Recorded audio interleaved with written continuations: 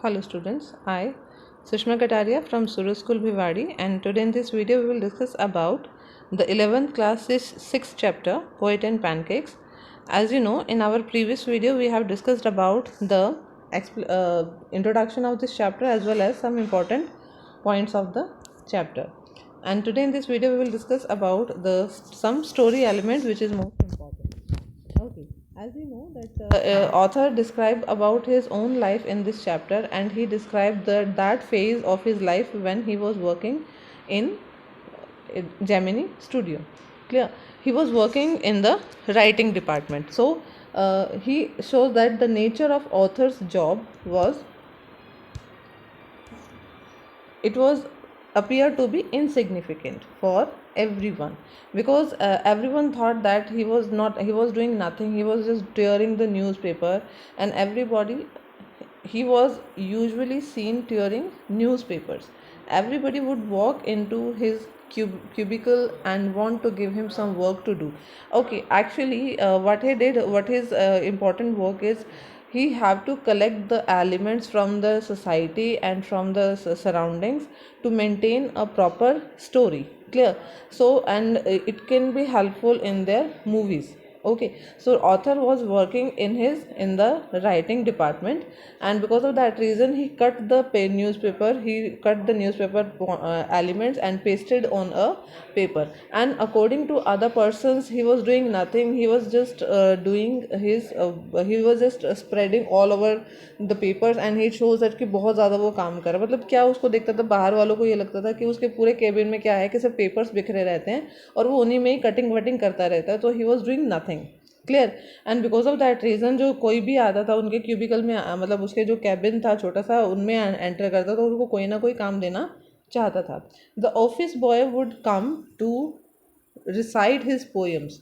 He wished to impress the author by his talent and how he was going to waste on account of Subbu. So यहाँ पे क्या दिखाया है कि जो सुबू जो ऑफिस बॉय था, he was around 40 years, and he came to in his cabin. वो उसके कैबिन में यूजुअली आता था और क्या करता था, वो अपनी पोएम्स सुनाता था. तो यहाँ पे कहीं ना कहीं ये समझ में आता है कि जो सुबू है वो उसको राइटिंग का भी बहुत अच्छा शौक था, and he was able to write poems.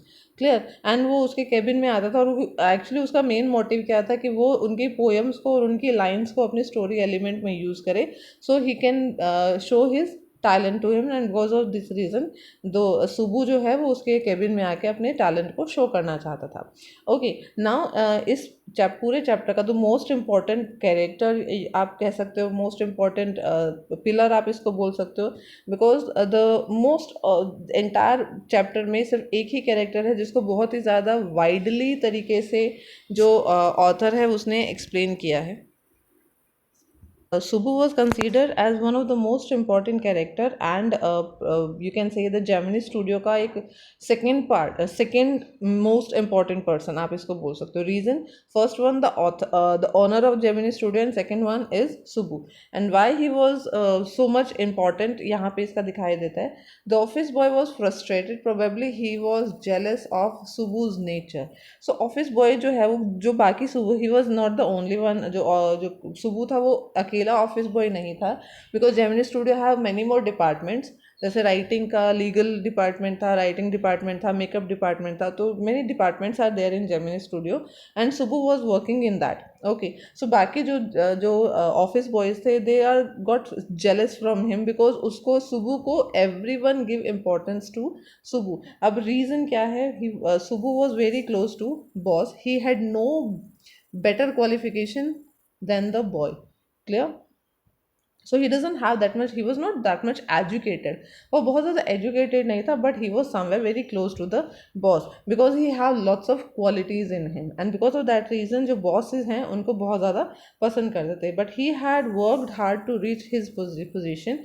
Subbu had more affluent exposure because he has a he he was a Brahmin. He would remain cheerful in spite of failures. मतलब अब देखो क्या दिखाया है कि सुबू ने अपने लाइफ में बहुत ज़्यादा फेलियर्स का सामना करना पड़ा, because in the very starting he came to become an actor. Clear. वो एक एक्टर बनने के लिए इंडस्ट्री में आया था, but unfortunately he was not able to success in that, and because of that reason to earn money and to keep his body and soul together he have to work as a office boy. Clear. So एक यहाँ पे दिखाया गया कि उसकी जो exposure है, यानी कि उसका जो रख रखाव है अपने आप को बात करने का, दूसरों से मिलने का, जो अपने आप को एक्सपोज करने का जो तरीका है, यानी कि अपने आप को दूसरों के सामने प्रेजेंट करने का जो वे है, it was very different and unique. And because of that reason वो हमेशा खुश रहता था अपने उसके बहुत ज़्यादा फेलियर से, but he never shows his frustration to others, because every person have some kind of failures in his life, but some person take it in a positive way and some person would get demoralized by his failure. But जो सुबु है वो अपने जो failures को बहुत ही positive तरीके से लेता था, and because of that reason he shows his cheerful behavior with everyone. He had talent which he used for the adventure. Okay, तो एडवांटेजेस ऑफ हिज बॉस मतलब क्या होता है, उसके बहुत सारे टैलेंट्स है। अब देखो एक रीजन आएगा, क्वेश्चन आता है आएगा आपका, write down the character sketch of Subbu. This is one of the most important question on this chapter, so please be very careful while we are doing this. Whenever the boss had any difficulty in presenting a scene of a film, Subbu would suggest a number of practical ideas. That means जैसे Gemini studio किस किस चीज़ के लिए काम करता है, वो movies बनाता था और एड वगैरह बनाते थे, तो दिस काइंड ऑफ थिंग वो इस मीडिया में थे। लेकिन जब भी कई बार मान लो ऐसी सिचुएशन बॉस के सामने आ जाती थी कि उसको ये समझ नहीं आता था कि इस सीन को किस तरह से एनैक्ट किया जाए, तो सुबु जो है वो बहुत सारे आइडियाज़, सुबु को बुलाया जाता था कि अच्छा सुबु, अगर तुम डायरेक्टर हो या तुम अगर राइटर हो तो तुम कैसे करोगे, तो वो क्या करता था, बहुत सारे आइडियाज़ उनके सामने प्रेजेंट कर देता था कि भाई इसको ऐसे भी किया जा सकता है, इसको। That means he have a very good qualities of directing the elements. Clear. Subbu was good a poet too. He could write poem on of a high order. मतलब वो एक बहुत अच्छा राइटर भी था। समझ में आया? First he was a very good producer और you can say director. Second he was a very good writer. मतलब कभी भी अगर मान लीजिए सॉन्ग्स बनाने होते थे, सिचुएशन अगर बॉस के सामने आती थी, तो अगर वो पूछता कि सुबह अगर यहाँ पे ये सिचुएशन है तो इसमें कौन सी लाइंस को ऐड किया जा सकता है, किस तरह से इसको गाने को और अच्छा इंप्रेसिव बनाया जा सकता है, इसको और कैसे सुंदर बनाया जा सकता है। So he was able to write poem as well. तो समझ में आ गया क्यों सुबह को इम्पोर्टेंस दी जा रही थी। ओके, नेक्स्ट है, बट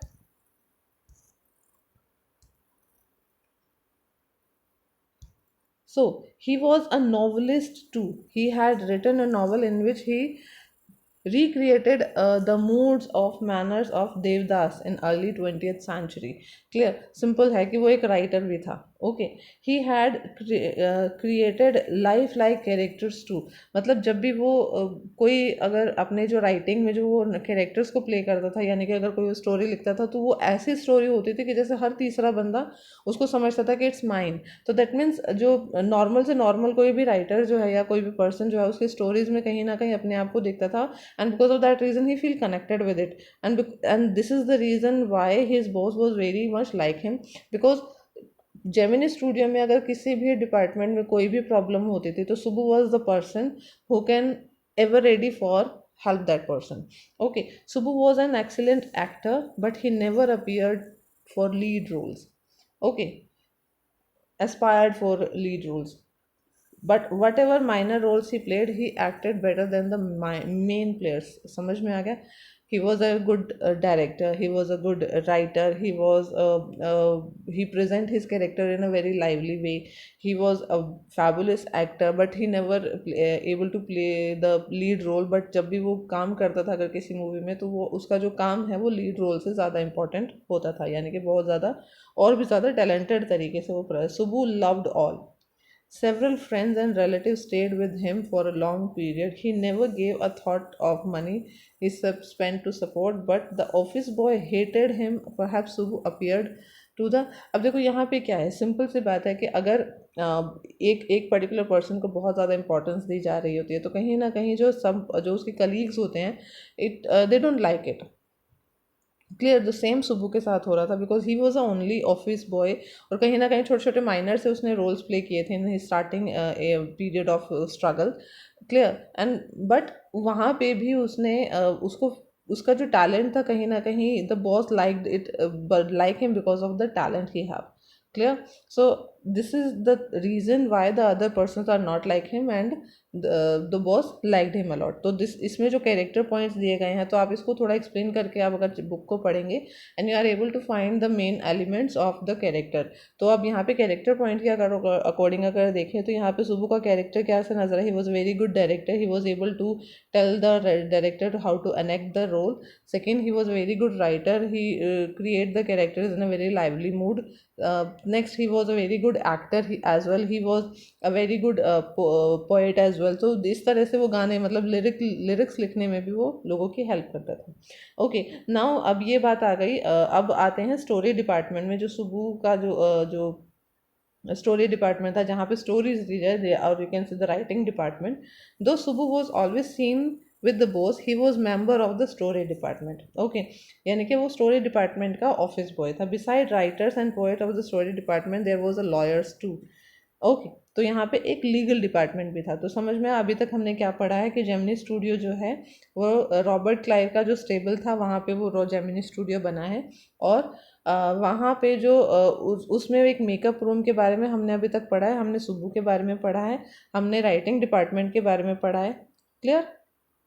ओके, राइटिंग डिपार्टमेंट में यानी कि ऑथर के बारे में लोगों का ओपिनियन क्या था, उसके काम को लेकर लोगों का ओपिनियन क्या था। ओके, हमने वहाँ पे मेकअप रूम के बारे में डिस्कस किया है कि अभी तक मेकअप रूम में किस तरह से एलिमेंट होते थे। तो यहाँ पे हम अब आता है बात story department and legal department.